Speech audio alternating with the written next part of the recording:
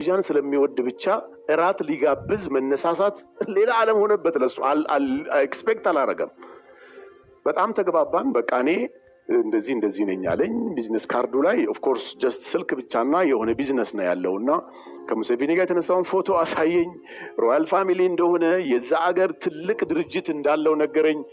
በዚህ ሁኔታ ተግባባን። ኢንዶኔዥያ ጋብዝሃለሁ አለኝ። እኔም ብሬ እጄ ላይ ስላነሰችብኝ የት አገር ኢትዮጵያ መምጣት አልችልም፣ ብሩ እያለቀ ነው ያለኝ። አሁንም ሌላ ኦፕሽን ነው ብዬ አስብ ስለነበረ ከዚህ ሰውዬ ጋር ያገኘዋትን ያችን አጋጣሚ እድል ወደ ገንዘብ ቀይሬ ከሱ ጋር በጣም ተግባባው። ያቺ $120 ብዙ ሺህ ዶላሮችን ይዛልኝ መጣች ማለት ነው።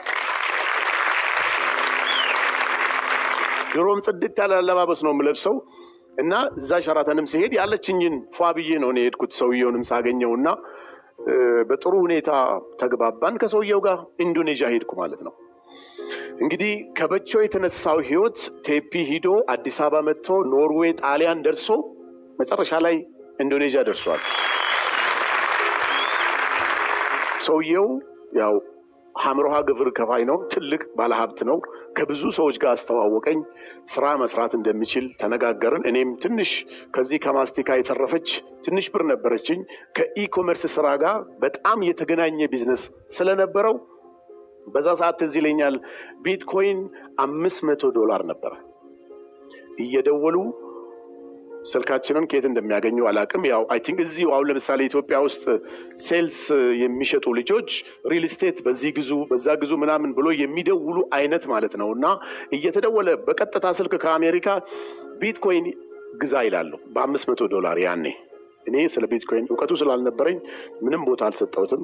3ኛ 4ኛ ቀን ላይ $800 ብሎ ተደወለልኝ። እንዴ ምንድነው ብዬ ሰውየውን ሳማክረው ይሄ አሪፍ ቢዝነስ ነው፣ እንዲያውም ከቻልክ ባለህ ገንዘብ ግዛና ውጤቱን ታየዋለህ። አሁን እጅ ላይ ያለው ብር ሊያስነግድ ስለማይችል የመኖሪያ ፍቃድ አውጥቶልኛል፣ እዛ ሀገር መንቀሳቀስ እችላለሁ።